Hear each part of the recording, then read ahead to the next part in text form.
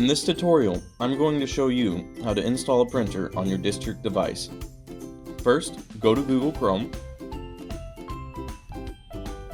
In the address bar, type http://print.winsville.k12.mo.us/printers.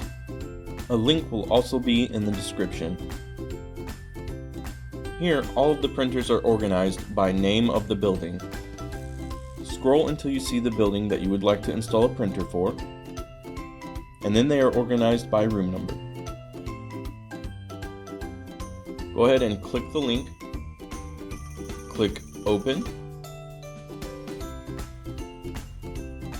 Here you can set as default if you so like, and then click Yes. Now the printer will start installing.